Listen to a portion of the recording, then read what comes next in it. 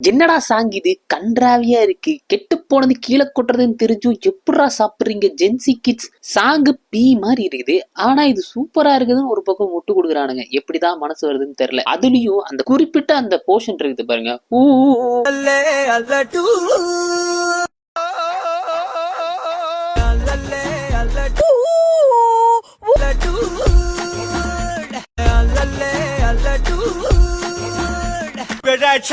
ஒழுங்கா பேசதும் புரியல. எவ்வளவு கேவலமா இருக்கு. இந்த சாங்லயே ரொம்ப சூப்பரான பிளேஸ் எது தெரியுமா? இதுதான்.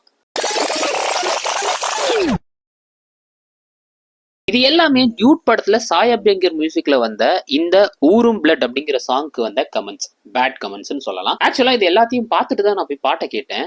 எனக்கு பாட்டு நல்லா இருக்காதோ அப்படிங்கிற ஒரு மனநிலையோட தான் போய் கேட்கிறேன். பாட்டு நல்லா இருக்கு. பாட்டுல அந்த ஒரே ஒரு ஸ்டார்டிங்ல வர அந்த அது மட்டும் ஒரு மாதிரி இருக்கு அப்படிங்கிறதுக்காக ஓவரால் சாங்கே நல்லா இல்லைன்ட்டாங்க. சாங்கை கேட்கும் போது சாங்ல இருக்கிற மியூசிக் நல்லா இருக்கு, அதாவது பேக்ரவுண்ட் மியூசிக் நல்லா இருக்கு. சாங்ல லிரிக்ஸும் ஓரளவுக்கு நல்லா இருக்கு. புரியுதா புரியலையா அப்படின்னு கேட்கற அளவுக்கு நம்ம வளர்ந்த ஜென்ரேஷன்லயும் நிறைய சாங்ஸ் புரியாம இருக்கு, ஆனா வைப் மெட்டீரியலாகவும் இருந்திருக்கு.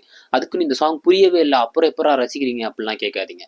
அண்ட் இந்த சாங்ல அந்த ஃப்ளூட் பிஜிஎம் நல்லா இருக்கு, அங்க வர மெலடி போர்ஷன் நல்லா இருக்கு, பால் டப்பாவோட ரேப் போர்ஷன் நல்லா இருக்கு, அதுல மமிதா பைஜோட டான்ஸ் போர்ஷன் செம்மையா இருக்கு. அண்ட் ஓவரால் சாங்கே கேட்க நல்லா தான் இருக்கு. அண்ட் இந்த பாட்டுல இவ்வளோ நல்ல விஷயங்கள் எனக்கு பிடிச்சிருந்தது. இந்த பாட்டுல பர்டிகுலர்லி அந்த மெலடி போர்ஷன் எனக்கு ரொம்ப ரொம்ப பிடிச்சிருந்தது. பிடிக்காதவங்க எது பிடிக்கல அப்படிங்கிறத சொல்லுங்க, பிடிச்சவங்க எது பிடிச்சிருந்தது அப்படின்னு சொல்லுங்க, பிடிக்கலன்னா ஏன் ரீசன் அப்படிங்கறதையும் சொல்லுங்க. அண்ட் நம்ம சேனலை சப்ஸ்கிரைப் பண்ணி சப்போர்ட் பண்ணுங்க. தேங்க்யூ.